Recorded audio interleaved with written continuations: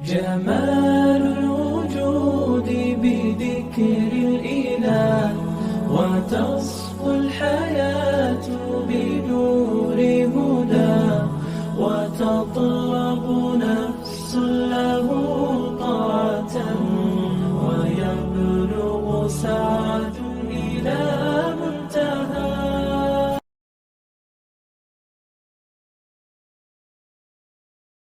Berbicara terlalu banyak, ini juga ujian dan naudzubillah kalau kita perturutkan itu jangan sampai naudzubillah kita menjadi umat yang paling buruk di hadapan Rasulullah Sallallahu Alaihi Wasallam. Nah, terlalu banyak makan boleh tapi jangan banyak-banyak. Mulai saat ini ayo porsinya dikurangi, ngemilnya dikurangi supaya hati kita nggak keras. Kemudian yang keempat, terlalu banyak tidur. Wah, ini kayaknya enak-enak semua ya, makan, tidur, belanja, ini udah kalau dibilang surga dunia. Apa nih? Ya kan, kalau kita ikutin ini nikmat banget kan, Bu. Udah makan, enak, tidur. Sesungguhnya saat kita tidur itu, Ibu, setan itu mengikat, membuat 3 ikatan. Diikat dalam, kemudian dia bicara, malam masih panjang, ayo tidur gitu. Ikatannya itu. Kalau dia bangun, dan dia ingat Allah, dia berdoa, lepas 1 ikatan. Kemudian dia bangkitlah berwudu, lepas lagi 1 ikatan lagi. Dan akhirnya dia mendirikan sholat, lepaslah ikatan ketiga. Sampai pada pagi hari, dia akan merasakan semangat jiwanya, tentram jiwanya. Dan dia terhindar dari rasa malas. Bayangkan kalau itu nggak dilakukan, terjadi setiap malamnya kita banyak tidur, kita nggak bangun malam, sudah berapa ikatan dalam diri kita yang diberikan oleh setan. Maka wajar hati kita nggak tenang, hidup kita malas, kita senang pada kecenderungan-kecenderungan yang tadi, yang semakin menutup hati kita. Karena ikatan-ikatan yang dibuat setan itu tidak terbuka. Atau cuman bangun, ingat Allah, pipis, tidur lagi. Berarti kan cuma 1 ikatan yang terbuka. Nah, maka terlalu banyak tidur, kata ulama, mematikan hati. Apalagi, wah ini, memperbesar badan. Ulama itu udah memikirkan itu, Bu. Banyak tidur, badan tambah gede, tambah lebar. Membuang waktu, nah ini, mengurangi umur. Berarti kan kalau usia kita, tadi kata Rasulullah antara 60 sampai 70, tinggal sepertiganya lagi, katakanlah 20 tahun lagi sisanya, lalu digunakan buat tidur, setiap hari itu tidur kita lebih dari 5 jam, 10 jam, sudah berapa persen usia kita percuma buat tidur aja. Nggak ada kebaikan buat umat, nggak ada kebaikan buat yang lainnya. Ini yang disebut mengurangi umur. Karena kita banyak tidur, umur kita berkurang dan tidak ada gunanya. Padahal kata Rasulullah, khairun nas anfa'uhum linnas. Sebaik-baiknya manusia itu yang paling berguna untuk manusia lainnya. Bahkan menyebabkan lupa dan malas. Nah, sampai sedemikian detailnya ulama juga memberikan rumusan-rumusan. Tidur, kapan waktu-waktu tidur yang enggak baik, yang enggak boleh kita lakukan. Maka semakin dekat kita tidur dengan kedua ujung hari, misalnya ujung hari itu di fajar, terbit matahari, kita tidur saat itu. Atau di ujung hari ketika tenggelam matahari, setelah asar, mendekati maghrib. Nah, kalau semakin dekat kita tidur di kedua ujung hari itu, maka semakin sedikit manfaatnya, semakin besar bahayanya. Semakin besar mudaratnya. Maka kalau nggak capek-capek banget, hindari tidur setelah asar, menjelang maghrib, karena itu mewariskan kegilaan dalam sebuah kitab ulama. Apalagi kita tahu tidur setelah subuh, itu pun hilang keberkahan pada asar dan setelah subuh. Nah, ini akan membuat hati kita keras, malas akhirnya. Nah, maka kita senantiasa bermohon kepada Allah kekuatan hati. Doa-doa ini sudah diajarkan, ada di Al-Quran, ada doa Rasulullah, semuanya doa agar hati kita diteguhkan di atas hidayah Allah. Rabbana la tuzigh qulubana ba'da idh hadaitana wa hab lana min ladunka rahmah. Ya Allah, jangan Engkau buat hati kami condong kepada kesesatan lagi. Sudah Engkau beri petunjuk kepada kami. Hari ini kita udah dapat petunjuk bagaimana kita diminta menahan diri untuk nggak makan berlebihan, untuk nggak bicara berlebihan. Dulunya senang kayak gitu, ya Allah tolong jangan balikan hati kami seperti dulu ya Allah. Kita minta hati yang baru, yang mencintai hal-hal yang bisa membuat hati kita ini hidup. Ya muqallibal qulub, tsabbit qalbi ala dinik. Wahai Allah, zat yang membolak-balikan hati, teguhkan hati kami Allah di atas agamamu. Atau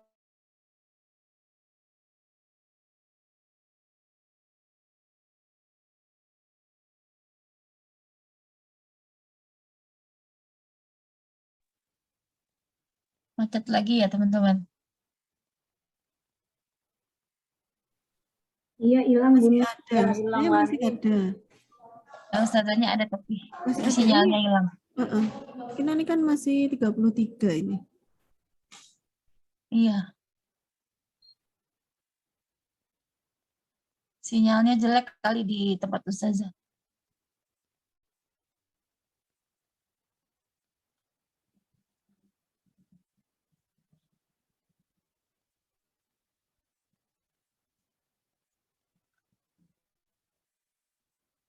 Biasa kalau ustazah dakwah gini banyak rintangannya. Suka sering hilang-hilang timbul.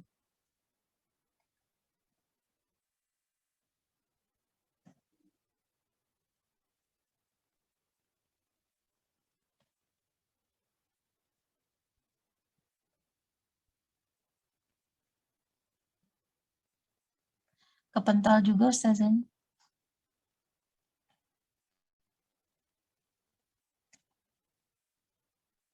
Umahat buat teman-teman yang mau bertanya, dipersilahkan ya, biar nanti bisa langsung saya bacakan. Begitu sesi tanya jawab dibuka.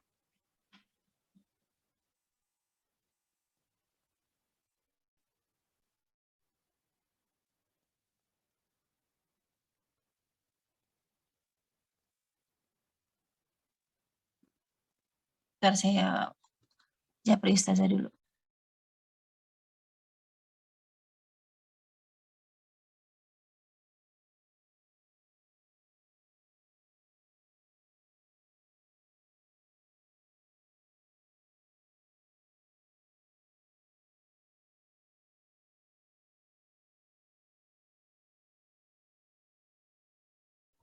mohon maaf ya ibu-ibu, ini beberapa kali saya padahal sudah ganti dari wifi ke handphone Data tadi. seluler, Masya Allah.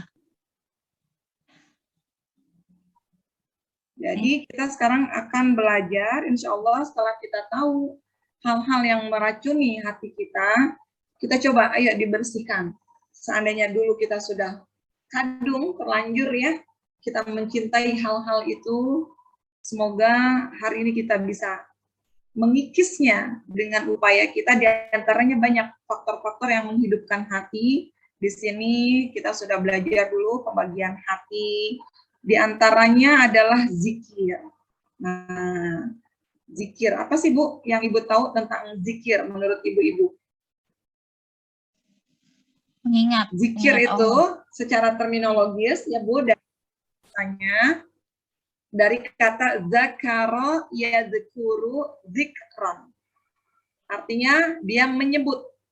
Jadi kalau orang zikir itu otomatis dia menyebut, mengucap, menuturkan, menceritakan, memuji, mengingat-ingat. Nah, itu dia zikir. Berarti zikir ini bukan hanya sebatas di lisan aja. Kalau orang mengucap, otomatis otaknya ingat, hatinya pun harus ingat. Nah, itu dia zikir. Maka secara bahasa, zikir itu ucapan lisan kita, itu zikir kita. Bukan cuma lisan ternyata, gerak raga kita, itu zikir. Manakala ibu-ibu meniatkan duduk hari ini untuk Allah, ini adalah bentuk zikir kita kepada Allah Subhanahu wa Ta'ala. Karena zikir itu dilakukan oleh raga kita. Apalagi getaran hati kita juga Bu, zikir. Sesuai dengan syariat agama. Untuk apa gunanya? Untuk menyingkirkan keadaan kita dari lupa, lalai. Karena kita cinta kepada Allah Subhanahu wa Ta'ala. Bayangkan kalau kita enggak berzikir, maka kita akan dikuasai tadi oleh pandangan kita, kita dikuasai oleh syahwat makan kita yang berlebihan. Tetapi begitu kita ingat Allah, berhenti itu semuanya, dan itulah bentuk zikir kita. Ketika kita ingat Allah, ya Allah, iya ya, saya pengen ngurangin makan supaya saya bisa bangun tahajud. Artinya kita sedang berzikir itu, mengingat Allah Subhanahu wa Ta'ala. Dan kita melakukan itu semuanya didorong cinta kita kepada Allah. Kalau kita nggak cinta, ada nggak orang yang bisa berzikir? Kalau nggak cinta, ada nggak orang yang menyebut-nyebut kekasihnya kalau dia nggak jatuh cinta? Kebalikan kalau orang benci, dia nggak mau dengar namanya. Dia nggak mau menyebutnya. Tapi kalau orang cinta, dalam segala kesempatan pasti dia cari. Ada momen-momen dia bisa menyebutnya. Kita semua pernah merasakan itu atau pernah melihat, mengalami orang lain, melihat orang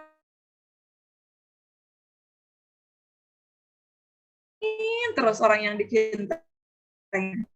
Ya kan, Bu? Padahal kita ngomong yang lain, nyerempet lagi, ngomongin yang itu lagi, orang itu lagi. Tandanya dia sedang itu cinta. Dia senang sama orang itu.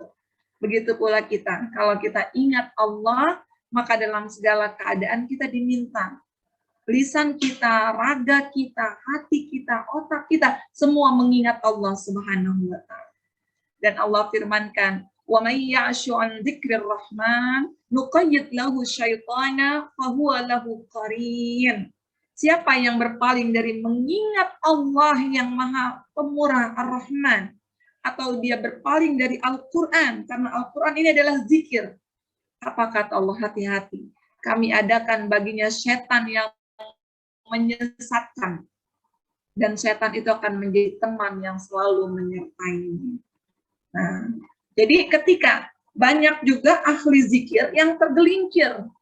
Kenapa? Karena ketika dia berzikir, setan itu kabur. Ketika dia ingat Allah, setan kabur. Tapi ada momen ketika dia lupa, setan langsung masuk. Nah, inilah gunanya kita diminta ingat Allah terus, supaya nggak ada tempat untuk setan masuk ke dalam hati kita. Ingatnya bukan sekadar dari lisan, semua hati kita ingat Allah. Nanti kita akan coba gimana nih caranya ya. Terus kapan sih waktu-waktu berzikir itu? Dilihat di surat Al-A'raf 205. وَذْكُرْ رَبَّكَ فِي نَفْسِكَ تَضَرُّعًا وَخِيفَةً وَدُونَ الْجَهْرِ مِنَ الْقَوْلِ بِالْغُدُوِّ وَالْآصَالِ وَلَا تَكُن مِنَ الْغَافِلِينَ. Di sini jelas sekali, sebutlah nama Allah, nama Tuhanmu dalam hatimu dengan merendahkan diri dan rasa takut, dengan tidak mengeraskan suaramu. Kapan? Di waktu pagi dan petang. Jadi kenapa di situ ada zikir pagi dan zikir petang? Akhirnya ulama membuat kompilasi zikir-zikir yang bagus di pagi hari dan petang, sore hari. Tapi apakah terikat hanya di pagi sore aja? Ingat, ada lagi. Wala takum minal ghafilin. Janganlah kamu termasuk orang-orang yang lalai. Artinya kalau kita lalai itu sepanjang hari, Bu. Dari bangun tidur sampai kita mau tidur, kata Allah jangan lalai. Berarti kita diminta untuk ingat Allah terus. Berarti bukan hanya pagi dan petang, tetapi di sepanjang waktu kita. Bahkan sampai kita tidur, kita diminta untuk ingat Allah Subhanahu wa Ta'ala. Nah, di sini wadzkur rabbaka fi nafsika. Lihat, kita diminta mengingat Allah, mengingat Tuhanmu dalam dirimu, fi nafsika. Kalau kita lihat terjemah itu hanya dalam hatimu, tetapi nafas itu bermakna jiwa, dalam jiwamu. Nafs juga bermakna ruh, dia juga bermakna darah, dia bermakna jasad, dia bermakna semangat, dia bermakna hasrat kita. Bayangkan, Kalau darah kita mengingat Allah, ruh kita mengingat Allah, semangat kita, kerja kita itu selalu mengingat Allah, hasrat kita selalu mengingat Allah, itu yang Allah perintahkan. Maksud dari fi nafsika. Jadi bukan hanya sekadar di lisan, bahkan darah itu mengalir Allah. Allah terus, ruh kita semua, semangat kita semuanya Allah. Tapi tadarru'an wa khifatan. Apa ini tadarru'? Tunduk. Khifah, takut. Maka hendaknya kita mengingat Allah dalam keadaan hati kita itu dihadirkan rasa tunduk kita kepada Allah. Dihadirkan takut kita kepada Allah, kita lemah tak berdaya. Saat itu kita menyebut Allah, Allah. Lagi kita duduk kayak gini, kita takut Allah mengawasi kita. Itulah zikir kita, ketundukan kita kepada Allah. Kita sedang rame-rame, komunitas lagi gabung-gabung lain, ada gibah, ada namimah. Kita ingat ada Allah, ya Allah, Allah tahu apa yang saya bicarakan. Itulah zikir kita. Nah, kemudian apa? Dunal jahri, tidak mengeraskan suara. Artinya zikir yang Allah suka itu tidak perlu berteriak-teriak. Nggak usah teriak-teriak, nggak usah keras-keras suaranya. Tapi bukan berarti salah orang-orang yang berzikir la ilaha illallah, la ilaha illallah. Bisa jadi itu adalah proses awal mereka. Melibatkan lisan mereka untuk berzikir. Proses. Tetapi zikir yang sesungguhnya ada di hati mereka. Tidak usah teriak-teriak, nggak usah keras-keras suaranya. Nah, ini berdasarkan surat Al-A'raf ayat 205. Nah, bagaimana prosesnya nih berzikir? Zikir itu ada yang disebut zikir jali. Zikir yang terang-terangan. Seperti tadi, subhanallah wa bihamdihi subhanallahil azim. Kalau lagi ibu pengajian tuh, suka ada yasin, subhanallah wa bihamdihi subhanallahil azim. Itu namanya zikir jali. Terang-terangan diucapkan oleh lisan. Boleh Ustazah? Ya boleh. Prosesnya seperti itu. Kita nggak akan bisa masuk pada proses yang tertinggi kalau nggak melewati proses tadi. Kemudian apa? Nanti ada zikir khafi. Zikir khafi itu yang sembunyi. Ada di hati nih, udah mulai masuk hati. Awalnya dari subhanallah, subhanallah, subhanallah, subhanallah. Lama-lama kok enak ya, masuk ke hati. Aja dia kurangin tuh suaranya. Subhanallah. Akhirnya nggak usah bersuara, dia cukup berbisik subhanallah. Sudah masuk ke hatinya. Nah, itu namanya zikir khafi. Ada lagi nanti yang lebih tinggi lagi, zikir hakiki. Apa? Sudah masuk ke dalam ingatan dia. Semuanya Allah, subhanallah, Allah maha suci. Sehingga dia nggak berani berbuat apapun. Karena Allah suci, nggak boleh dikotori. Sudah masuk ingatannya. Dia sudah tahu Ar-Rahman, Allah maha pemurah. Ketika dia melihat makhluk-makhluk yang butuh bantuannya, nggak segan dia mengulurkan tangan. Nggak segan dia membantu. Karena dia sudah memaknai sifat Allah Ar-Rahman ada dalam ingatannya. Nah, jadi buah dari zikir itu apa? Implementasi tindakan kita.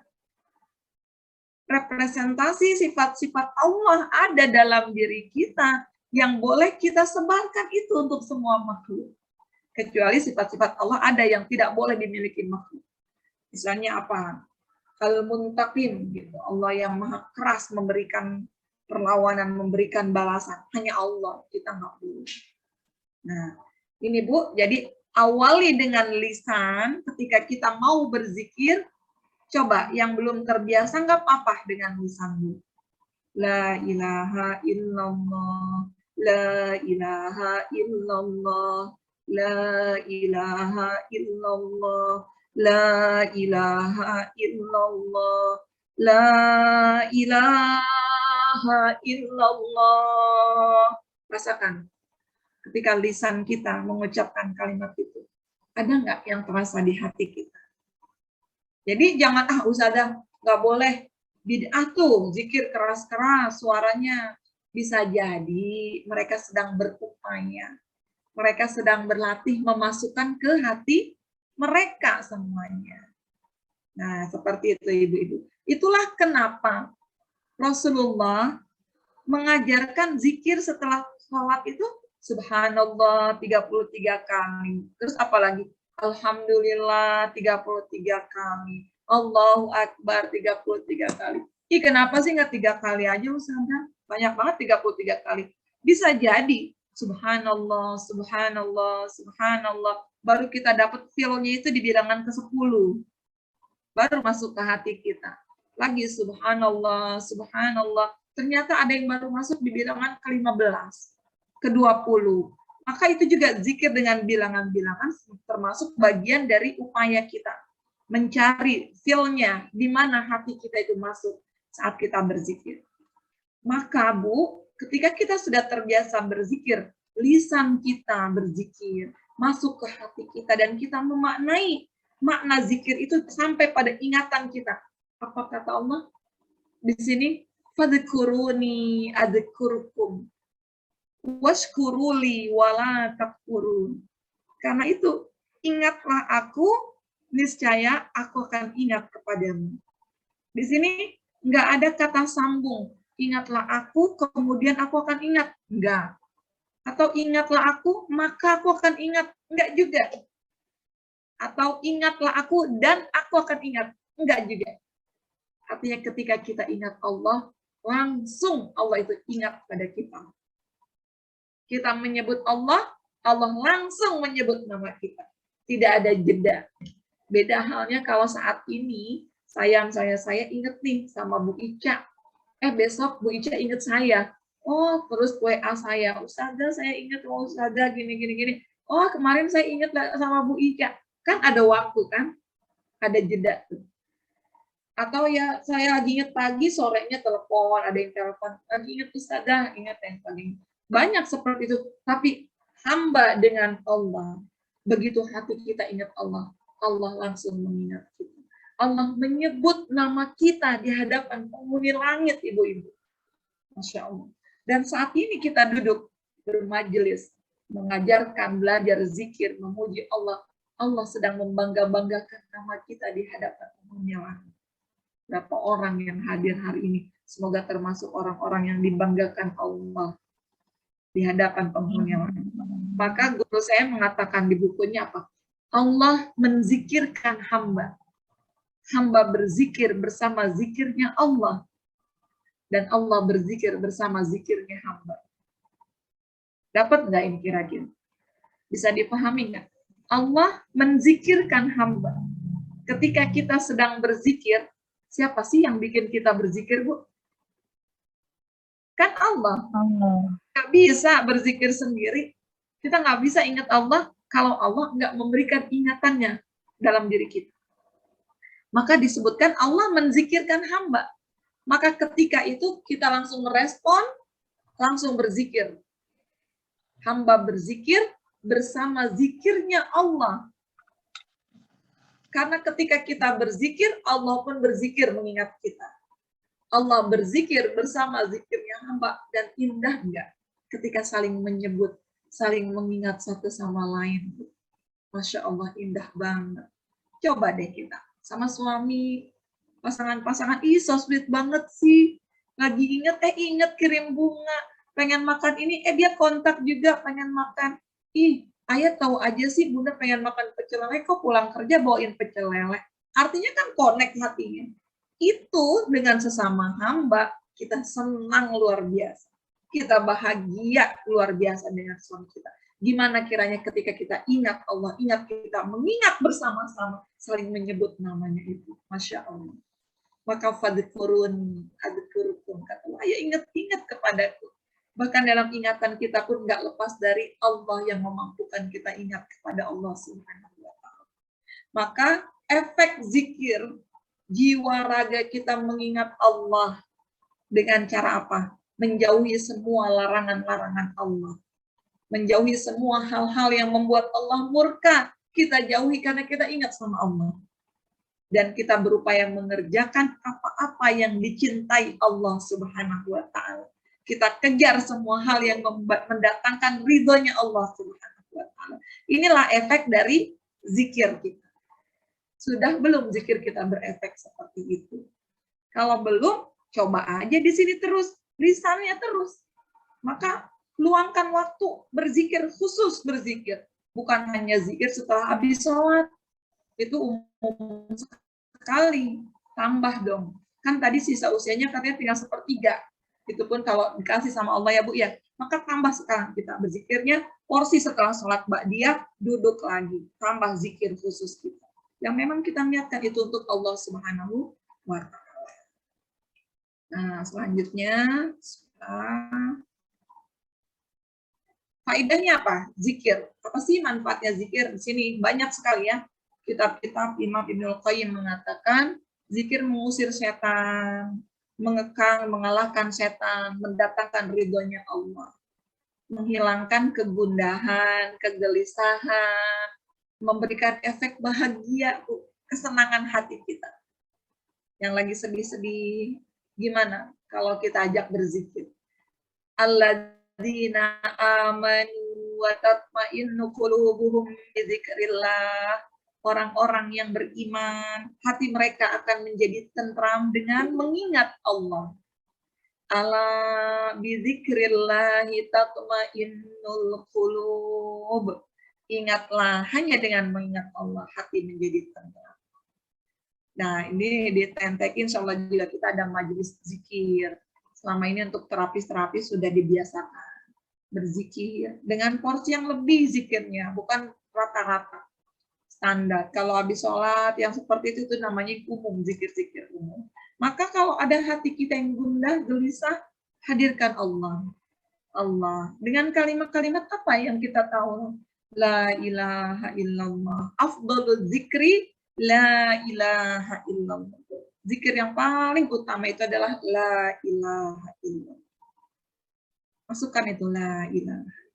Terus, kalau kita belum bisa ke hati, nggak apa-apa deh, di lisan aja.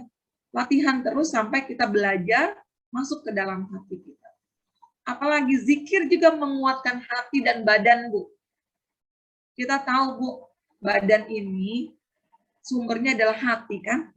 Kalau hati itu sehat, badannya juga sehat. Maka hati makanannya adalah zikir. Kalau mau hati kita kuat, banyak-banyak zikir, insya Allah badan kita akan sehat. Dan apalagi, wah, menyinari wajah, Bu, glowing mukanya, Bu, kalau itu banyak zikir. Jadi nggak perlu skincare yang mahal-mahal. Cukup aja banyakin zikir kepada Allah. Dan hatinya bersinar, wajahnya bersinar, mendatangkan rezeki lagi dari Allah Subhanahu wa ta'ala. Gimana nggak mendatangkan rezeki? Zikir kita subhanallah wa bihamdi. Subhanallah wa bihamdi. Kata Rasulullah, siapa yang mengucapkan itu dia menanam satu pohon kurma di surga. Rezeki bukan tuh jadi orang kaya, punya kebun di surga, bukan di dunia. Apalagi zikir menghadirkan wibawa, kesegaran, dan pribadi yang mengagumkan. Jadi bukan diniatkan, saya pengen zikir supaya berwibawa lah, supaya admiring pribadi saya itu jadi orang yang mengagumkan gitu di hadapan manusia yang lain, supaya banyak wibawanya saya zikir. Jangan dibalik. Jadi ini efek-efek yang Allah berikan ketika kita berzikir untuk Allah Subhanahu wa ta'ala. Mengingat Allah. Niatkan hanya untuk itu, mengingat, memuji, mengingat kebesaran-kebesaran Allah. Maka wibawa, pengaguman pribadi kita yang mengagumkan, kesegaran, wajah yang bersinar, itu Allah berikan. Dan itu banyak kita amati, kita lihat para ulama-ulama yang begitu mengagumkan, begitu berwibawanya. Kenapa sih? Ya karena zikir-zikir mereka itu. Karena hati mereka selalu dipenuhi oleh Allah, Allah, Allah. Dan nggak akan butuh pujian-pujian lagi. Kenapa? Karena malamnya mereka sudah memenuhi hati mereka dengan pujian-pujian kepada Allah Subhanahu wa ta'ala. Dan nggak merasa sakit hati kalau dihina. Karena malamnya mereka sudah terbiasa menghinakan diri di hadapan Allah Subhanahu wa Ta'ala. Zikir juga menghadirkan muraqabatullah. Apa itu muraqabah? Rasa diawasi oleh Allah Subhanahu wa Ta'ala. Muraqabah. Bahwa kita ini senantiasa berada dalam pengawasan Allah. Bagaimana mungkin hamba yang selalu ingat berzikir kepada Allah, dia bermaksiat? Bagaimana mungkin kalau kita lihat ada seorang ustadz tapi bisa melakukan korupsi, berarti saat dia berkorupsi dia sedang lupa kepada Allah Subhanahu wa Ta'ala. Juga apa? Mewariskan rasa inabah. Apa itu inabah? Kembali kepada Allah. Coba tadi, kalau dipuji, ih cakep banget, pinter banget, udah kaya, baik hati, sombong, nggak sombong, rajin menabung gitu. Dipuji tuh, balik lagi ingatnya sama Allah kan. Allahumma anta a'lamu bi nafsi. Ya Allah, engkau lebih tahu diriku daripada diriku sendiri. Wa ana a'lamu bi nafsi minhum, dan aku lebih tahu tentang diriku daripada mereka, ya Allah. Kembali nggak kita kepada Allah? Dikembalikan, semuanya hanya milik Allah Subhanahu wa Ta'ala. Dan apa? Taqarrub ilallah, dekat-dekat sama Allah. Gimana nggak dekat? Kalau kita ingat Allah, Allah spontan langsung mengingat kita langsung. Akhirnya dekat itu semua. Ini dia faedah-faedah zikir. Menjadikan Allah mengingat hamba kayak tadi tuh. Fadhkuruni adzkurkum washkuruli wala takfurun. Maka dalam sebuah hadis qudsi ini, Bu, Allah berfirman, jika hambaku mengingatku dalam sebuah kelompok atau jamaah, saat ini kita sedang mengingat Allah, maka kata Allah, aku mengingatnya dalam kelompok yang lebih baik dari kelompok tersebut. Kelompok apa, Bu? Penghuni langit. Allah sedang mengingat kita hari ini. Itu dia, Masya Allah. Zikir menghidupkan hati. Ibnu Taimiyah mengatakan, hati dan zikir itu seumpama air dengan ikan. Ikan kalau nggak ada air, dia nggak bisa hidup. Ikan kalau nggak ada air, dia nggak bisa hidup. Begitu pula hati kita. Kalau nggak berzikir, hati kita itu akan mati. Maka zikirlah yang akan menghidupkan hati kita. Zikir juga menghilangkan karat di hati kita, Bu. Mengasah terus beningnya hati kita. Zikir, taubat, istighfar. Itu terus. Sehingga wajarlah tadi disampaikan wajahnya bersinar, hatinya bersinar. Apalagi zikir menghapuskan dosa kita. Bagaimana hadis Rasulullah mengatakan, siapa yang mengucapkan subhanallah wa bihamdih 100 kali dalam sehari akan diampuni dosa-dosanya. Meskipun dosa itu sebanyak buih di lautan. Berapa kali, Bu? Subhanallah wa bihamdih. Subhanallah wa bihamdi. Sehari 100 kali tuh akan diampuni dosa-dosa. Kemudian apa lagi? Kalau kita masih senang gibah, namimah, ini tadi banyak bicara, sekarang palingkanlah itu semuanya dengan zikir. Ucapan-ucapan yang tidak berguna, daripada ngomong-ngomongin yang nggak jelas, zikir. Mau muji-muji orang, zikir. Mau jelek-jelekin orang, alihkan dengan zikir. Itu akan menjadi lebih baik, menjadi cara terapi kita untuk mereka-mereka yang masih sering berbicara berlebihan. Nah, apalagi zikir menjadi sebab turunnya rahmat.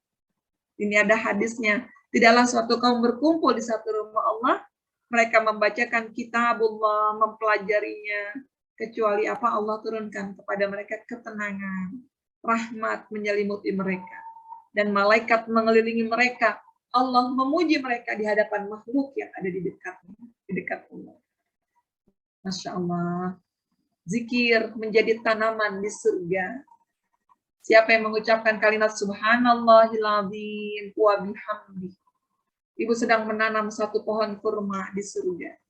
Coba hari ini, subhanallahil azim wa bihamdi, subhanallahil azim wa bihamdi. Saya sudah punya 3 pohon kurma di surga.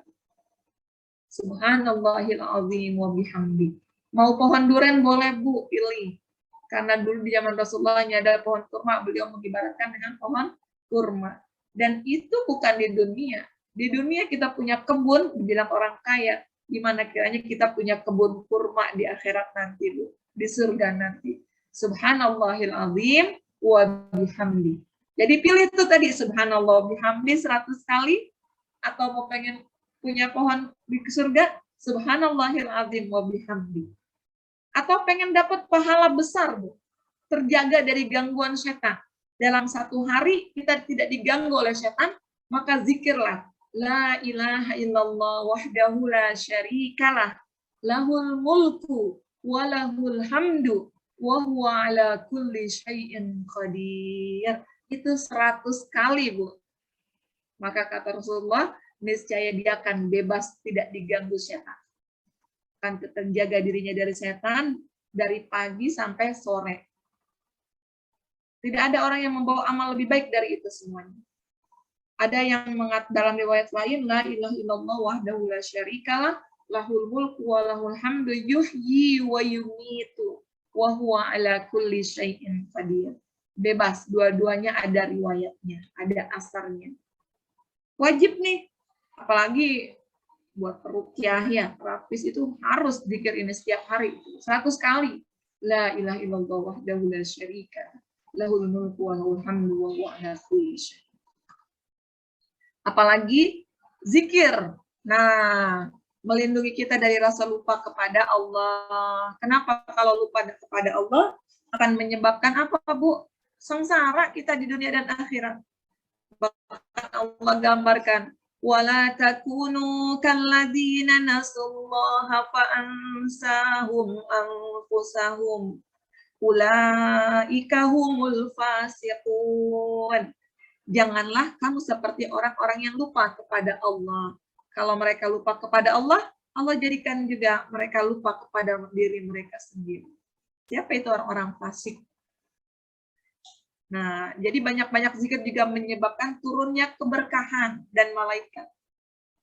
Allah sampaikan, ya ayyuhalladzina amanu dzkurullaha dzikran katsira. Wahai orang-orang beriman, berzikirlah kepada Allah sebanyak-banyaknya.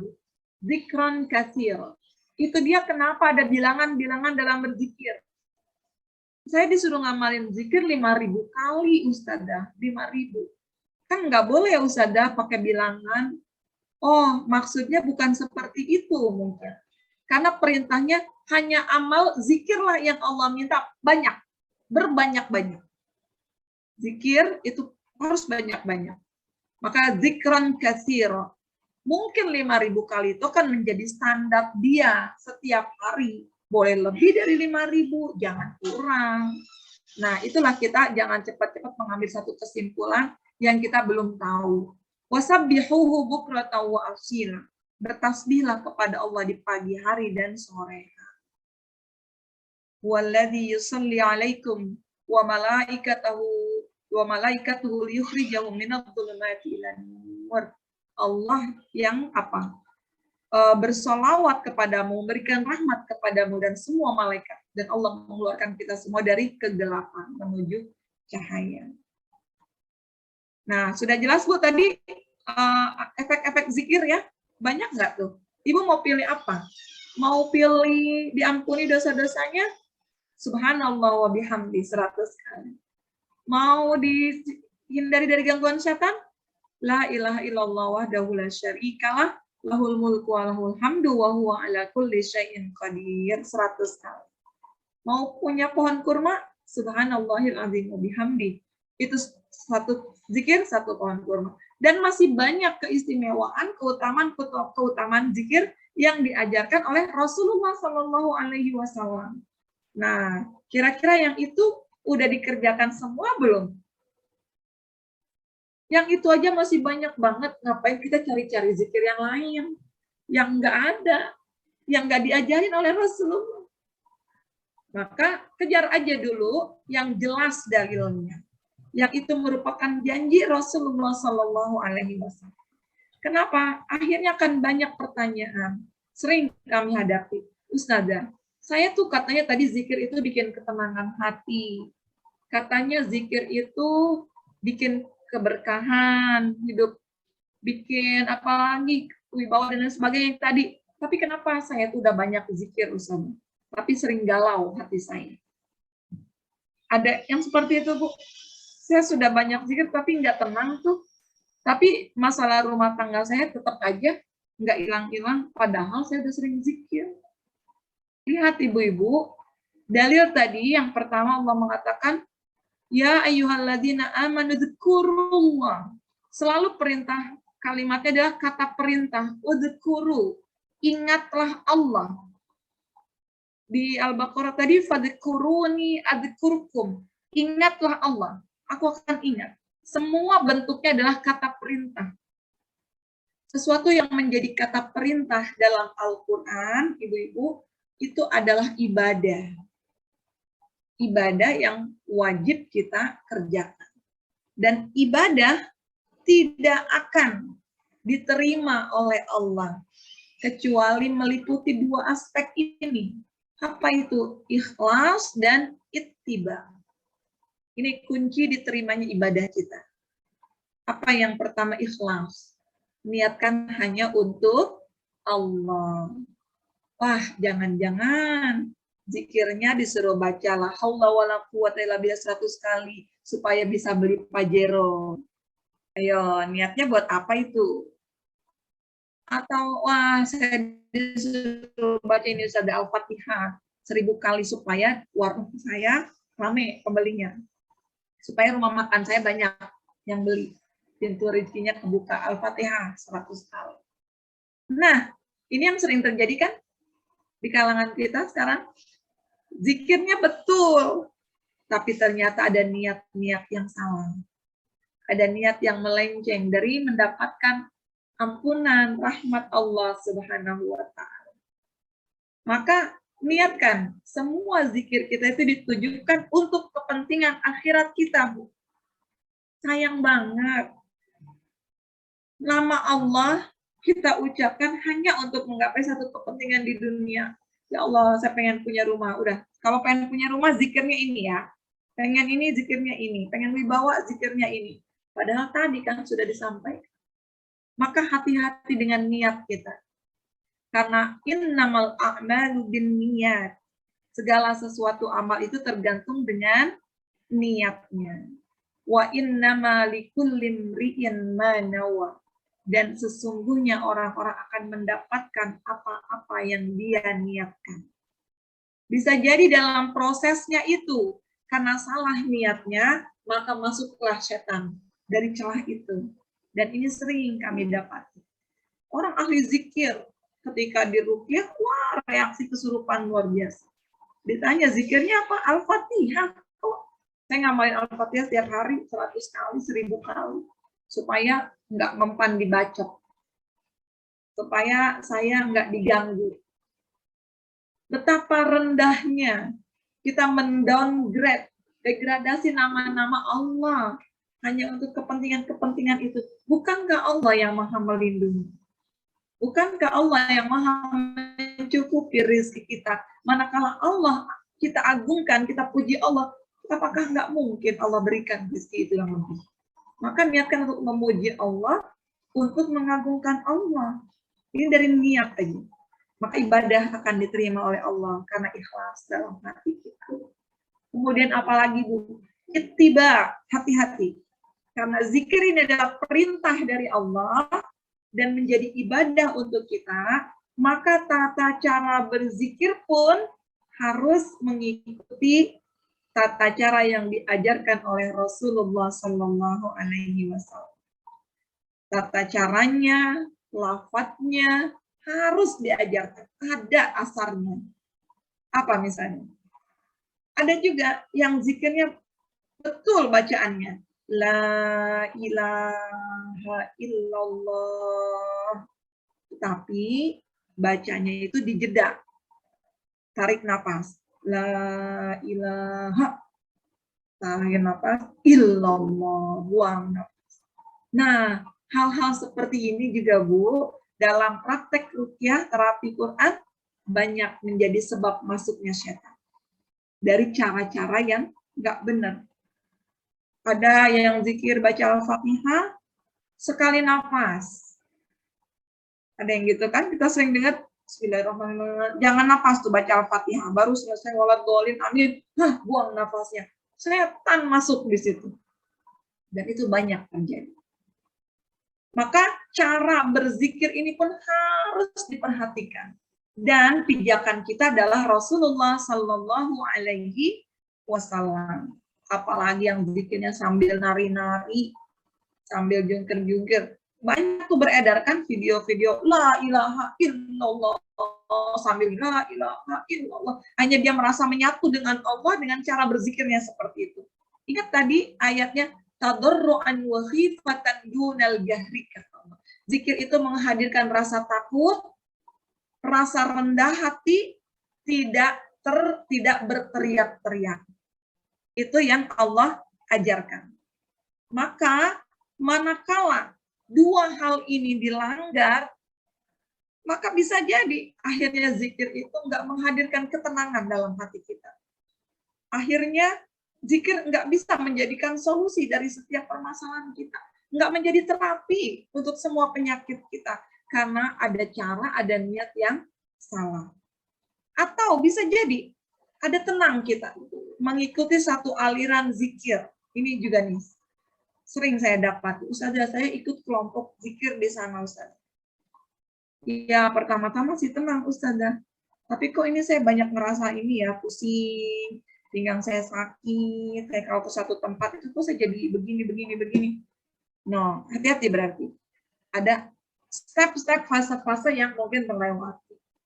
Di sana yang kemarin itu dia bilang zikir, tapi dalam doa itu dituliskan doanya supaya saya dikumpulkan dengan keluarga ini berkumpul. Nah, itulah nanti akhirnya masuk lagi tipu daya setan dalam diri. Nah, manakala ini semua kita niatkan hanya untuk Allah, sesuai dengan yang diajarkan Rasulullah, itulah zikir yang membawa pada ketenangan, membawa efek seperti yang tadi disebutkan. Maka kalau masih hari ini ada hati yang gundah gulana, ada hati yang tidak tenang, ada penyakit-penyakit yang belum terobati, padahal kita merasa sudah berzikir, ayo hadirkan lagi hati kita kepada Allah, koreksi niat kita dan lain sebagainya, dalami, hayati makna dari zikir tersebut. Bisa jadi hati kita belum hadir, belum muncul rasa rendah hati ketika kita berzikir. Bayangkan kalau kita mengucapkan Allahu Akbar, apa sih artinya? Allahu Akbar, Allah Maha Besar. Tetapi kita datang dengan pakaian kesombongan kita. Ya gimana mau tenang?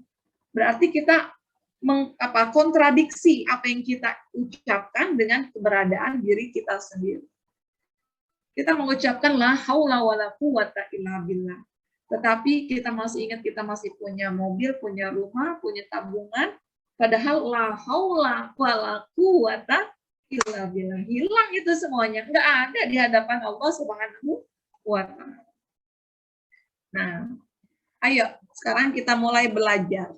Gimana cara-cara berzikir, bacaan-bacaan apa. Ini ada adab zikir kita secara umum aja dulu. Setelah sholat fardu. Setelah sholat fardu kita berzikir. Bersih lahir batin kita. Jadi jangan sepelekan, meskipun akan ustazah kalau mau zikir tuh bisa kapan aja, iya betul. Di mana aja iya boleh zikir. Bahkan hatta di kamar mandi pun kita tetap diminta banyak-banyak zikir hati kita, bukan lisan kita. Tapi ada adabnya kalau kita setelah sholat zikir bersih dalam keadaan bersih, suci lahir dan batin kita. Di atas sajadah menghadap kiblat. Ya ustazah tapi kayaknya buru-buru banget. Udah sholat, assalamualaikum, Allahumma lantas jalan, ngambil kunci motor, jemput anak sekolah. Saya mah zikirnya di jalanan aja ustazah, boleh daripada enggak zikir. Tapi kalau kita ingin mencapai kebaikan-kebaikan, tunaikan adabnya. Tutup aurat di atas sajadah menghadap kiblat. Kemudian apa dibuka dengan memohon ampun kepada Allah. Astaghfirullahaladzim. Resapi tuh. Dosa kita banyak banget ya Allah. Astaghfirullahaladzim.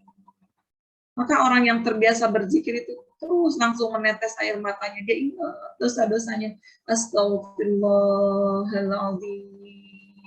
Alladzi la ilaha illa huwal hayyul qayyum.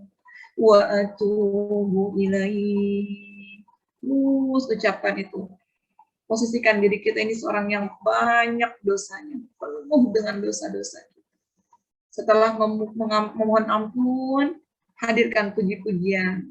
Gimana kita memuji kalau kita ini masih merasa lebih tinggi, kita merasa tinggi di hadapan Allah, maka pujian yang kita lontarkan itu nggak akan muncul setulus hati kita. Beda kiranya ketika kita datang kepada Allah dengan keadaan hina, maka puji-pujian itu akan totalitas untuk Allah. Maka yang diajarkan Rasulullah setelah sholat, setelah istighfar, Allahumma antas salam wa minkas salam tabarakta ya dzal jalali wal ikram. Ini pujian, Bu. Ya Allah, keselamatan. Engkaulah keselamatan itu, ya Allah. Dan darimu bersumber keselamatan itu. Engkau zat yang maha memiliki keagungan dan kemuliaan. Allahumma antas salam. Kalau dalam yang redaksi lain, wa minkas salam wa ilaika ya'udus salam tabarakta rabbana wa ta'alaita ya dzal jalali wal ikram. Boleh yang lebih panjangnya. Kemudian baca la ilaha illallah wahdahu la syarikalah lahul mulku wa lahul hamdu wa huwa ala kulli syai'in qadir. Resapi betul-betul, ya Allah, tidak ada ilah kecuali Engkau, ya Allah. Tidak boleh dibersamai dengan yang lainnya. Hanya milik-Mu, ya Allah, kekuasaan itu. Milik-Mu, ya Allah, puji-pujian itu. Dan Engkau zat yang maha berkehendak, maha mampu atas segala sesuatu. La ilaha illallah wahdahu la syarikalah lahul mulku wa lahul hamdu wa huwa ala kulli syai'in qadir. La haula wa la quwwata illa billahil aliyyil azim. Coba pelan-pelan nikmati dalam suasana yang nyaman, baru bacalah. Bisa diawali dengan surat Al-Fatihah, lanjutkan dengan Al-Ikhlas, lanjutkan dengan Al-Falaq, An-Nas. Itu juga ada dalam hadis Rasulullah. Kemudian membaca ayat kursi, sebagaimana Rasulullah sampaikan kan, tidak ada jarak. Orang yang membaca ayat kursi setelah sholat, tidak ada jarak dengannya dan surga kecuali kematian.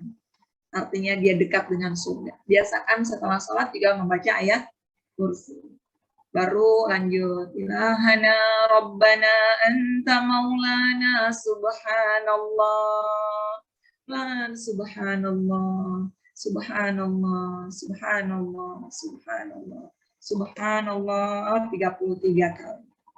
Setelah itu Alhamdulillah, alhamdulillah, alhamdulillah, alhamdulillah. Pelan-pelan, Bu, jangan subhanallah, subhanallah, subhanallah, subhanallah, alhamdulillah, alhamdulillah, alhamdulillah. Di mana dapat nanti kita sedang belajar lisan, ucapkan, tunaikan setiap hurufnya itu dengan betul. Tunaikan setiap hak huruf itu karena mungkin zikir kita masih berada pada fase zikir lisan tadi. Maka nggak akan masuk ke hati kalau kita nggak menaikkan hak-hak hurufnya itu. Lalu Allahu Akbar, Allahu Akbar, Allahu Akbar, Allahu Akbar. Bukan Allahu Akbar, Allahu Akbar, Allahu Akbar, Allahu Akbar, Allahu Akbar, Allahu Akbar, selesai gitu. Nggak dapat filmnya.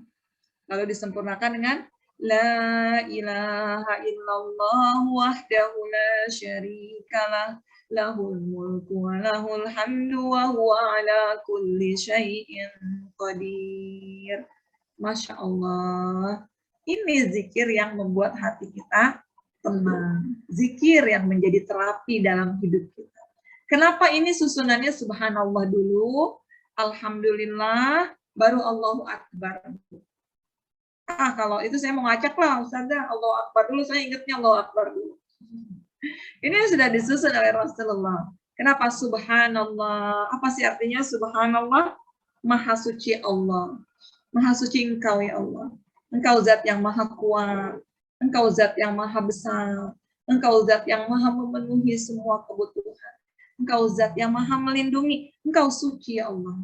Tetapi ternyata hatiku ini banyak menyanggah itu semuanya. Aku sering meragukan Engkau mencukupi semua kehidupanku ya Allah. Aku sering ragu besok aku makan apa, rezeki dari mana, padahal Engkau Ar-Razzaq. Maka ucapkan subhanallah, Engkau zat yang maha suci ya Allah. Ampuni aku ya Allah atas semua prasangkaku terhadapmu. Itu dia subhanallah.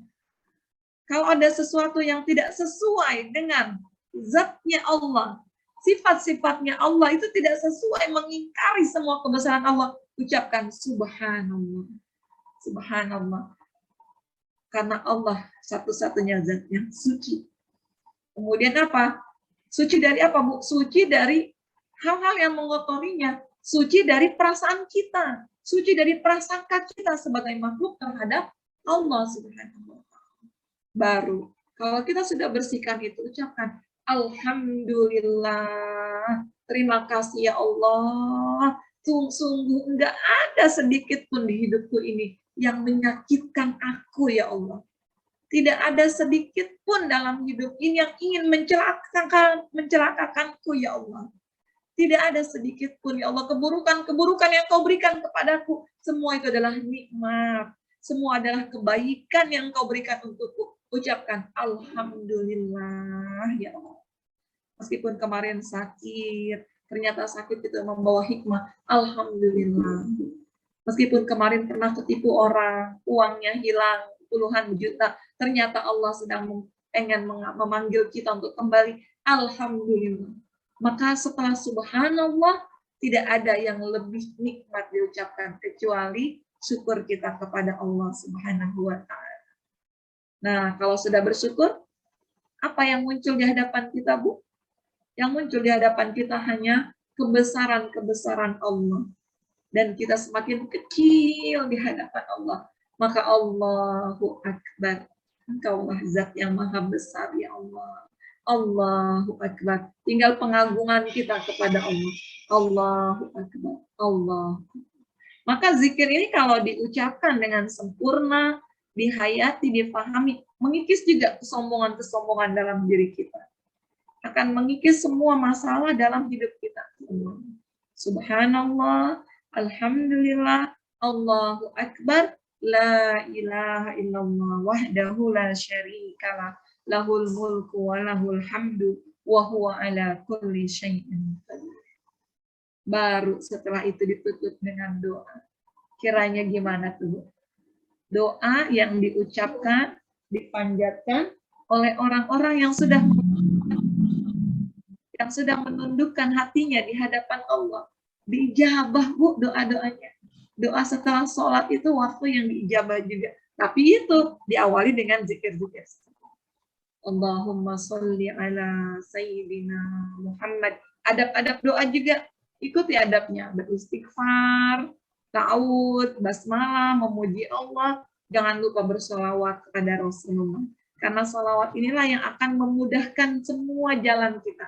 Solawat, siapa yang banyak solawat dimudahkan semua urusannya. Allahumma sholli ala sayyidina Muhammad, baru angkat tangan kita sungguh-sungguh minta kepada Allah. Lebih baik lagi kalau ibu-ibu hafal doa-doa pembuka yang dibaca, dan Rasulullah mengatakan kalau kamu baca itu, kalau kamu minta Allah kasih, kamu panggil Allah datang. Apa itu doanya? Allahumma inni as'aluka bi anni asyhadu annaka antallah la ilaha illa anta al-ahadus samad alladzi lam yalid wa lam yulad wa lam yakul lahu kufuwan ahad. Itu sebelum baca doa itu. Kata Rasulullah, kalau minta dikasih sama Allah. Kalau manggil Allah, Allah akan datang pada kalian. Masya Allah. Lalu zikir seperti apa yang masih kita cari?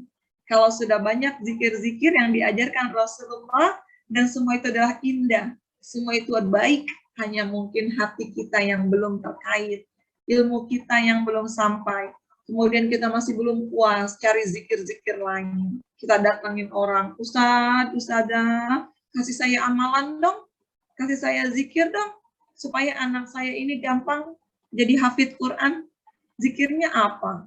Zikirnya apa? Nah, padahal itu sudah jelas diajarkan oleh Rasulullah SAW. Baik ibu-ibu, nah ada pesan Rasulullah SAW kepada Muaz. Ya Muaz, kata Rasulullah, jangan tinggalkan sholat, jangan kamu salam sebelum baca doa ini, kata Rasulullah. Apa doanya? Allahumma a'inni ala dzikrika wa syukrika wa husni ibadatik. Ya Allah, tolonglah aku agar bisa berzikir mengingatmu ya Allah. Nah, bahkan mengingat Allah aja tadi, siapa yang membuat kita ingat? Allah. Dan kita minta itu kepada Allah, bantu aku ya Allah, supaya aku bisa terus berzikir kepada-Mu. Dan untuk bisa bersyukur kepadamu ya Allah. Dan bantu aku juga untuk mempersembahkan ibadahku yang terbaik untukmu. Jadi Ibu, setelah tahiyat, ada lagi doa perlindungan tuh, Allahumma inni a'udzubika min adzabil qabri wa min adzabi jahannam. Itu lanjut doa ini, Allahumma a'inni ala dzikrika wa syukrika wa husni ibadatik, baru salam. Nah, ini diajarkan oleh Rasulullah. Maka untuk menjadikan hamba yang senantiasa berzikir, perlulah kita berlatih, Bu. Riyadhah, berlatih. Boleh nanti Bu Mimi di komunitas ini buat buku mutaba'ah. Mutaba'ah itu laporan harian tuh. Kalau di kami tim PNTQ sudah lewat. Misalnya sehari ini sholawat 100 kali checklist, tahlil la ilaha illallah 100 kali, istighfar 100 kali, itu setelah sholat. Jadi kalau sholatnya 5 kali, yaitu 500. Atau apa nanti checklist. Artinya kita sedang berlatih. Sholat tahajud berapa rakaat, witir berapa rakaat, kemudian setelah kalau kita bangun malam nggak langsung tahajud, awali dengan sholat syukur toharoh, syukur wudhu 2 rakaat, buka lagi dengan sholat taubat 2 rakaat, baru tahajud, lanjut sholat hajat, baru sholat witir. Itu dikerjain nggak gitu? Karena ini adalah proses dari tazkiyatun nafs. Jadi nggak langsung. Itu artinya riyadhah, Bu, berlatih. Bikin sendiri untuk diri kita, checklist. Perlu memang berlatih. Wajibkan diri kita duduk di atas sajadah. Setiap habis sholat, selesai, sholat sunnah, ba'diyahnya selesai, duduk dulu deh. Mau zikir apa? Yang paling ringan. Misalnya istighfar. Coba wajibkan. Astagfirullah. Istighfar itu banyak. Kita bisa ambil yang pertengahan. Astagfirullah wa atubu ilaihi. Astagfirullah wa atubu ilaihi. Astagfirullah wa atubu ilaihi 100 kali. Setelah itu lanjut la ilaha illallah, la ilaha illallah 100 kali. Mau lanjut salawat cari yang paling ringan, Allahumma sholli ala sayyidina Muhammad wa ala ali sayyidina Muhammad, Allahumma sholli ala sayyidina Muhammad wa ala ali sayyidina 100 kali. Masya Allah, rasakan progresnya. 1 bulan Ibu menjalani itu rutin ya. Karena ini namanya riyadhah, itu perlu berkesinambungan. Istiqomah itu yang perlu. Tapi apa nanti setelah berlatih kita perlu bermujahadah. Mujahadah itu artinya mukabadah, lelah, Bu. Lelah nggak sih kayak begitu? Capek nggak? Ya capek. Ngantuk nggak? Ya ngantuk. Bahkan mungkin sampai tekluk gitu lehernya, kepalanya ya. Atau mungkin sampai jatuh, nggak bangun lagi karena saking ngantuknya. Itulah berlelah-lelah kita. Itu fasenya. Dan semuanya pasti melewati fase itu. Kalau nggak bisa melewati, ya nggak akan dia nggak mau berlatih berarti. Nah, nanti pada sampai musyahadah, persaksian. Apa itu persaksian? Apa yang dia saksikan semua di dunia ini adalah Allah. Buah dari zikirnya. Dia lihat daun jatuh, itu Allah. Dia lihat bahkan kejadian yang menyakitkan, dia ada Allah di situ yang membuat hal itu terjadi. Ini musyahadah. Dan semoga Allah mampukan kita melakukan ini semuanya. Senantiasa minta kepada Allah, doanya juga sudah diajarkan, jadi kurang apa? Mau doa, doanya udah diajarin sama Rasulullah. Mau zikir, zikirnya udah dikasih sama Rasulullah. Tinggal gimana kita mau prakteknya. Mau praktek apa enggak gitu. Kata Rasulullah, mau dipraktekin enggak? Seandainya Rasulullah ada bersama kita hari ini, malu kita. Malu. Rasulullah pasti bilang, mau dipraktekin enggak? Udah praktek belum? Karena sudah banyak hadis-hadisku yang diwariskan oleh ulama. Allahumma a'inni ala zikrika wa syukrika wa husni ibadatik. Jangan lupa doa itu. Kalau saya pribadi, saya sering baca itu juga dalam sujud saya. Karena kita ini nggak bisa ibadah tanpa bantuan Allah. Bahkan mau tidur baca doa ini, supaya bisa bangun malamnya. Karena bangun juga bukan semata-mata kita sendiri, tapi Allah yang memampukan kita untuk bangun. Maka ada selalu rasa khawatir tidur, nanti saya nggak bisa bangun tahajud, ya Allah bantu aku ya Allah, Allahumma a'inni ala zikrika wa syukrika wa husni ibadah. Minta bantuan Allah dan semoga Allah istiqomahkan kita. Amin ya rabbal alamin. Baik ibu-ibu, insya Allah alhamdulillah kita diberi kemampuan zikir yang menenangkan hati, berarti yang sesuai dengan sunnah, yang sesuai dengan yang diajarkan oleh Rasulullah, niat hanya untuk Allah Subhanahu wa Ta'ala. Begitu kiranya, saya kembalikan ke Bu Mimi. Silakan. Baik, jazakumullah khairan atas materi yang disampaikan oleh Ustazah Rahmania Idrus MPD. Alhamdulillah kita telah banyak mendapatkan materi hari ini, bukan hanya materi tentang berzikir, namun juga melanjutkan materi yang kemarin masih tertunda atau belum lengkap ya Ustazah ya. Materi tentang racun hati, Masya Allah kita telah melewati banyak waktu hingga pukul 14.44. Alhamdulillah masih ada tersisa waktu untuk membuka forum pertanyaan. Bagi ummahat yang ingin bertanya dipersilakan, ada Ummu Ica yang terlebih dahulu menyampaikan pertanyaannya. Dipersilakan untuk Ummu Ica. Syukran Bunmi. Assalamualaikum Ustazah. Waalaikumsalam warahmatullahi wabarakatuh. Ya, mau tanya, kan tadi kan dibilang adab berzikir umum setelah sholat fardu otomatis kan sudah berwudu ya Ustazah. Ya. Sedangkan kita kan kadang-kala sesudah sholat itu melakukan sesuatu gitu. Bisa jadi kita ke kamar mandi gitu. Tapi kita mau tetap berzikir gitu. Apakah itu diperbolehkan? Kemudian apakah zikir yang tidak khusyuk itu diterima sama Allah? Artinya gini saja. Kadang kita berzikir, kan berzikir itu tadi Ustazah bilang prosesnya lisan, kemudian kena di hati terus mengingat. Kalau mengingat otomatis saat kita berzikir mengingat Allah, lisan kita pun mengucapkan gitu. Tapi di hati agak ragu karena kadang sambil dengan berzikir sambil mengerjakan sesuatu hal gitu Ustazah. Apakah itu termasuk yang tidak khusyuk gitu? Dan apakah akhirnya diterima zikir kita jika seperti itu? Iya. Aja.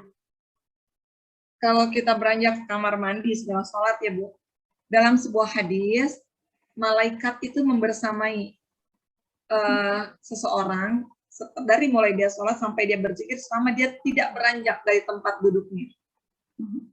Nah itu kalau ingin dibersamai oleh malaikat. Tapi bukan berarti kalau kita ada kebutuhan urgen ke kamar mandi, nggak boleh, ya boleh. Tapi kan keutamaan itu berarti hilang dari kita. Ya boleh saja kita berzikir. Maka itu upayakan setelah sholat jangan beranjak dulu. Jangan tengok kanan kiri dulu. Langsung lanjut dengan zikir. Seperti itu. Tapi zikir juga kan tadi kapanpun, dimanapun. Kita tetap dapat keistimewaan zikir, hanya keutamaan-keutamaannya itu ada yang berbeda. Seperti itu Bu.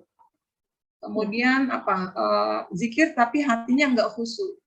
Kita sudah belajar ya rukun ibadah itu ada 3. Rukun ibadah ada 3. Yang pertama rukun fi'li dengan gerakan, atau yang kedua rukun qauli, ucapan, lisan. Nah yang ketiga rukun qalbi, hati. Kalau kita sudah sempurnakan sholat itu ada gerakannya harus sempurna. Ucapannya, doa-doanya harus sempurna, Hatinya juga harus menghadap Allah dan harus hadir. Berapa banyak kita yang sholatnya bagus, gerakannya bagus, tapi hatinya juga nggak hadir kepada Allah Subhanahu wa Ta'ala. Nah, maka ketiga ini harus kita sempurnakan. Kalau gimana Ustazah belum ini, ya anggaplah ini kita masih dalam fase riyadhah, latihan Bu. Tapi terus diupayakan. Latihan dan kita upayakan terus dengan ilmu memang kita bisa dapatnya itu.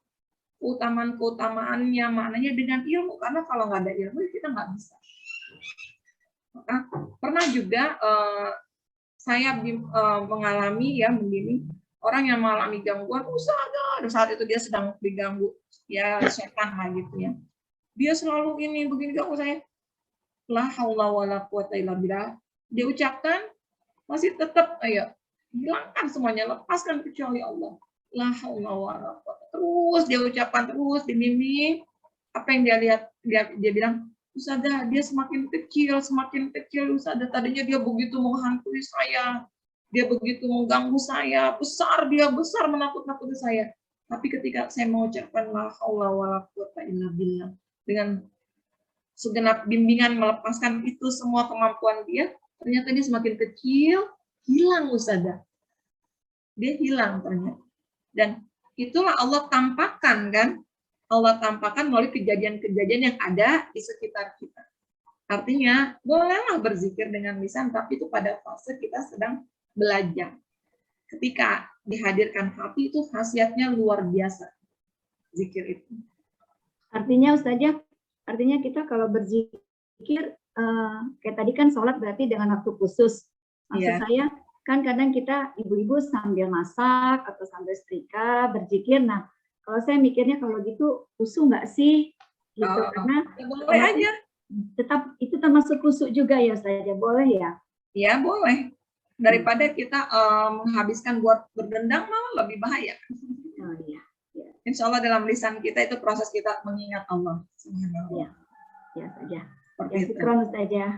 Lagi ibu masak sambil zikir, punya wudhu, masaknya makanan itu jadi makanan terbaik buat keluarga. Nutrisinya bukan hanya gizi secara fisik, tapi gizi ruhnya terpenuhi. Seperti itu. Iya. Barakallah. Ya. Syukron saja. Baik, jazakumullah khairan Ustazah. Ini ada satu pertanyaan di kolom chat Ustazah. Ya. Dari Ummu Rahma. Assalamualaikum Ustazah, bila suami istri tidak sejalan dalam menjalankan hijrahnya, apakah ruh mereka juga akan menjauh? Karena beda menjalankan ibadahnya, misal istri ke syar'i, suami tidak lebih bercampur syirik ibadahnya. Bila hal ini menjadi pemicu pertengkaran rumah tangga hingga terus-menerus karena beda arah, berkahkah rumah tangga tersebut bila dipertahankan? Al-arwah junudun mujannadah, kata Rasulullah tadi kan. Ruh itu seperti tentara yang mengenali satu sama lain. Kalau saling kenal, dia akan bersatu. Kalau nggak kenal, dia akan berpisah. Dulu saya bersatu, karena sifat ruh itu tidak statis. Ruh itu dinamis. Dia bisa aja, kita ini sekarang 37 orang. Kita pengen ngaji, bisa aja salah seorang kita nanti hilang. Pergi, nggak ikut lagi pengajian. Berarti ruhnya itu berubah. Dia ikut ke yang lainnya. Dan tugas kita adalah menjaga konsistensi ruh kita ini supaya tetap di jalan Allah Subhanahu wa Ta'ala. Manakala ada suami yang seperti suami istri seperti itu, berarti kan ruhnya tidak bersatu. Tidak bersatu. Apalagi kalau sudah bercampur dengan kesyirikan. Yang boleh kita taati suami itu kan ketika dia berada dalam syariat Allah. Tapi kalau sudah berada dalam kesyirikan, sudah tidak ada kewajiban kita mengikuti suami lagi. Seperti itu. Masalah keberkahan atau tidak, ya kalau dalam satu rumah ada kesyirikan, kira-kira yang mengundang rahmat atau azab itu? Ya kan kita sudah tahu. Ya ini masalahnya adalah pilihan. Mau terus membersamai dengan kesabaran, itu baik, sambil mendoakan. Kalau tidak bisa pun, itu juga boleh. Itu saja pilihannya. Dan itu kembali kepada kita. Jadi take it or leave it. Boleh diambil dengan segala konsistensinya, kesabaran nilainya baik di mata Allah, semoga kita menjadi asbab hidayah untuknya, atau kita tinggalkan berlepas diri karena kita khawatir bercampur akidah kita juga dengan yang dilakukannya. Boleh, itu semua pilihan. Insya Allah. Baik, alhamdulillah, jazakumullah khairan Ustazah. Ada Ummu Wanti Ustazah yang ingin bertanya secara langsung. Iya, Dipersilahkan silakan, Ummu Bu. Wanti. Jazakillah waktunya Buni. Ustazah, Ya, Bu. yang mau saya tanyakan ini tentang banyak makan. Problemnya itu kalau saat kami mudik, Ustazah, itu mungkin kalau untuk wisata kuliner enggak ya, cuman wisata kulinernya orang tua. Kebetulan rumah ibu dan rumah ibu mertua itu berdekatan. Jadi beliau berdua itu gimana ya? Pokoknya segala apa masakan itu disiapin untuk anak cucu dan menantu. Sementara kan berdekatan, Ustazah. Jadi kalau kita menolak yang satu untuk tidak dimakan, yang satunya jadinya cemburu. Akhirnya ada perasaan tidak enak gitu, Ustazah, antara ingin menyenangkan hati orang tua, tapi kok dari penjelasan Ustazah tadi banyak makan, saya kok jadi mikir ya. Jadi gimana ya Ustazah? Tapi benar-benar ini, kami tuh sampai kekenyangan bener setiap kali mudik itu untuk soal makanan tuh Masya Allah, kedua ibu saya itu benar-benar ingin menyenangkan hati anak cucu dan menantu yang jarang pulang gitu. Itu bagaimana Ustazah ya menyiasatinya? Ya. Kan keimanan tertinggi itu ketika kita memasukkan rasa gembira di hati saudara kita, maka menghormati, memakan hidangan yang disuguhkan saat itu kan memang status kita juga bukan sesuatu yang menetap ya, bukan menetap di situ. Diniatkan untuk membahagiakan orang yang menyiapkannya. Malah hukumnya wajib loh kita makan. Jadi jangan karena saya udah ngaji tazkiyatun nafs nih, nggak boleh banyak makan, ntar hati saya keras gitu. Nggak juga. Saya juga mengalami ya, kita kalau mudik tuh memang fenomenanya seperti itu. Ya sambil makan sambil bertaut, ya Allah mohon jadikan makanan ini penguat ibadahku. Kan kita yang tahu porsinya, Bu. Porsi perut kita ini jangan sampai juga terlalu berlebihan, kenyang. Sekadar cicip, mereka udah seneng tuh ya, seneng. Ya kalau saya sih, trik saya gitu, ngambil dikit-dikit. Jadi kesannya saya nambah-nambah terus, padahal sih ngambilnya dikit-dikit. Itu seneng luar biasa, dan semoga itulah menjadi kebahagiaan buat mereka juga. Setelah itu pulangnya lah, maka itu pulangnya kita tebus dengan puasa Syawal, puasa Senin Kemis, atau puasa Yaumul Bid, itulah sebagai detoksifikasi untuk tubuh kita ini, Bu. Insya Allah. Baik, jazakillah khair. Wa iya. Baik, jazakumullah khairan Ustazah. Berarti seperti saya ini Ustazah yang beberapa kali tuh suka pengajian, taklim itu kan biasanya diakhiri dengan makan-makan Ustazah. Iya. Ya itu kan Kayak rasanya kayak gimana gitu kalau makan. Iya. Ya nggak Itu apa-apa. gimana sih? Nggak apa-apa ya Ustazah ya. Menyuguhkan memang kewajiban kita ya.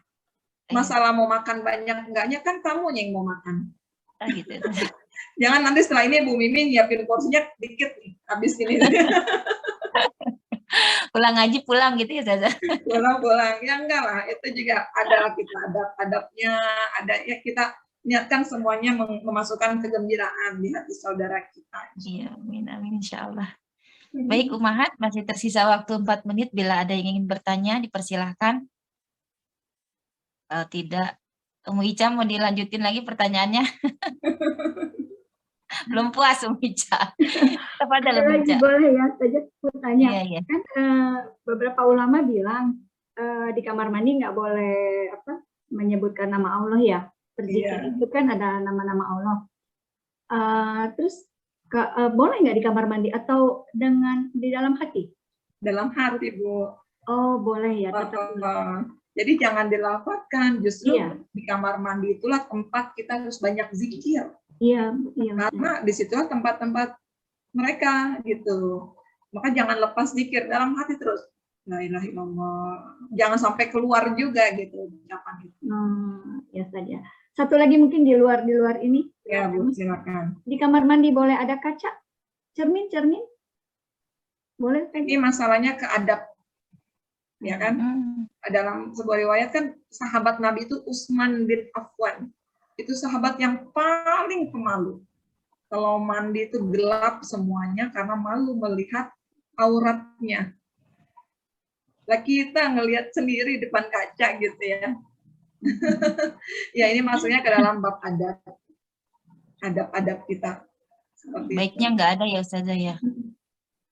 Iya, iya. Ya. Ada kalanya kan mungkin bukan bukan kaca besar, Ustazah, kecil biasa udah pakai handuk, terus kan kalau kita Iya. perempuan suka berapi jilbab itu Iya. keluar karena ada yang bukan mahram seperti itu, Iya. mungkin boleh sebatas boleh. tidak boleh ya, tidak untuk Sama anak. halnya gini dengan berwudu ya. Wudu itu kalau telanjang boleh wudu nggak? Enggak boleh ya. Maka pandangan kita ulama berbeda-beda. Ulama fikih nggak ada membahas tentang itu ya boleh karena rukun wudu itu kan niat, gitu ya, cuci tangan dan sebagainya. Nggak ada rukun pakai pakaian lengkap gitu. Tapi ini bahasanya lagi nanti tentang adab. Jadi masing-masing ulama memiliki pandangan yang menggunakan kacamata berbeda-beda. Gitu. Jadi kita jaga saja adab-adabnya. Insya Allah kita akan terpenuhi juga rukun-rukunnya juga kita lengkap. Ya, ya Ustazah, syukran. Ya. Baik, jazakumullah khairan Ustazah. Waktu menunjukkan pukul 14.58 menuju waktu sesi berakhir. Mungkin kita tutup ya Ustazah ya materi kita hari ini. Jazakumullah khairan atas materi yang disampaikan sejak mula sampai akhir. Semoga apa-apa yang disampaikan oleh Ustazah menjadi pengingat kembali kepada diri kita. Semoga kita menjadi seorang yang lebih berhati-hati dalam berlaku. Allah mudahkan kita dalam menerima ilmu, juga berbagi kebaikan kepada yang lain. Semoga Allah tuntun kita selalu dalam kebaikan. Allah mudahkan kita menjadi seorang yang taat, dan Allah kumpulkan kita bersama orang-orang yang soleh. Amin amin ya rabbal alamin. Allahumma inni ala zikrika wa syukrika wa husni ibadatik. Ya Allah, tolong kami untuk berzikir kepadamu, bersyukur kepadamu, serta beribadah dengan baik kepadamu.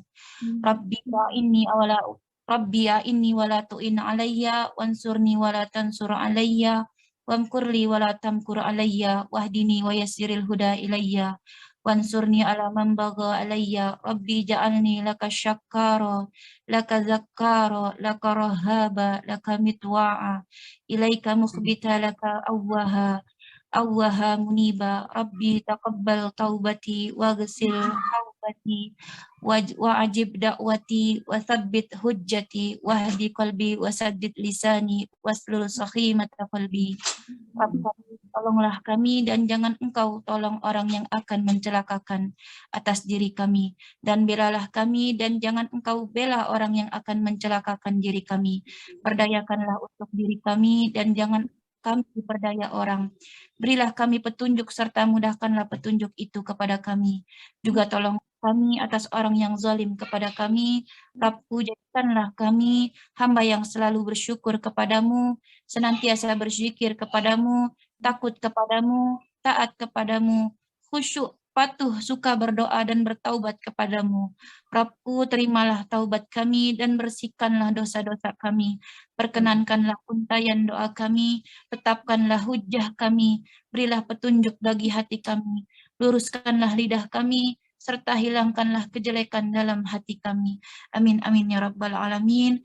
Alhamdulillahirabbil alamin. Semoga Allah melimpahkan pahala yang berlimpah untuk Ustazah. Semoga segala kebaikan tercurah untuk beliau dan keberkahannya sampai ke anak cucu. Amin amin ya rabbal alamin. Dan semoga kita dikumpulkan niat-niat kita untuk ke Baitullah Allah mudahkan. Insya Allah kita kelak dapat berkumpul di rumah Allah di Baitullah. Amin amin ya rabbal alamin. Baik ummahat, kita tutup kajian hari ini dengan membaca hamdalah. Alhamdulillahirabbil alamin. Kita beristighfar 3 kali. Astaghfirullah wa atubu ilaih.